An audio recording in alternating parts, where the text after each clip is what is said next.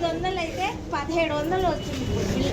మేము కాల్చిన 1700 అలాగని ఇప్పుడు మీరున్నారు వచ్చేది 500 అయితే 1700 వచ్చింది ఇప్పుడు బిల్.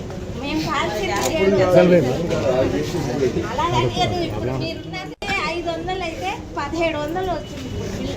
మేము కాల్చిన రైట్. మిగతా వీడియోలు చూడటానికి ముందుగా ఇది జనంలో నిన్న మొన్న రాశారు మురికి మీడియాలో, అబ్బో అదిరిపోతుంది, 50 లక్షల మందిని ఆల్రెడీ కనెక్ట్ చేశారు, ఇది వాళ్ళ తొలి అడుగులో ప్రోగ్రాం. కానీ వేమారెడ్డి గారు స్థానికంగా అక్కడ మంగళగిరి ప్రాంతంలో పార్టీ ఇన్ఛార్జిగా కూడా ఉన్నారు కాబట్టి వారిని అడుగుదాము.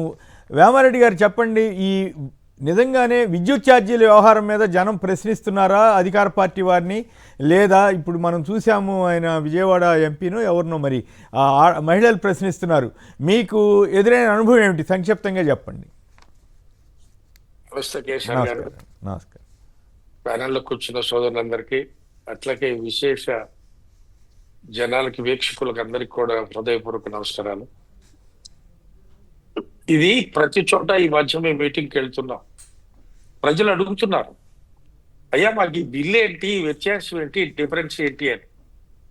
వాళ్ళు బిల్లుల్లో కూడా వివిధ రకాలుగా ట్యాక్సులు క్రోడీకరిస్తూ బిల్లులు హైక్ చేసుకొని, అంటే ఇదంతా ఏం చెప్తారంటే వాళ్ళు అడిగితే ఇవాళ ఎట్లా జరుగుతుందంటే వీళ్ళు చేసే తప్పిదాలకి, వీళ్ళు చేస్తున్న వాటికి, ఈ విద్యుత్ ఛార్జీల పెంపుదలకి, వీటన్నిటికి కూడా ఎవరయ్యా కారణం అంటే దిగిపోయిన మా ప్రభుత్వం అంటారు.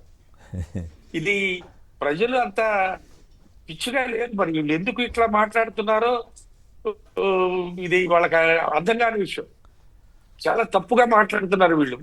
ఏది జరిగినా సరే, ఇది ఎక్కడ నిమ్మలరావులు కూడా ఏదో సందర్భంలో ఆయన అంటున్నారు, ఆయన కూడా అదే చెప్తున్నాడు, గత ప్రభుత్వం చేసిన పాపం అమ్మ, ఏం చేసిన పాపం నువ్వు ఎప్పుడు పెంచలేదే, పెంచలన్నా పెంచలా. మీరే అన్నారు కదా, ఏదో కోర్టులో బోర్లు ఎక్కి సాక్షి చెప్పినట్లుగా 3 సార్లు పెంచను అన్నారు.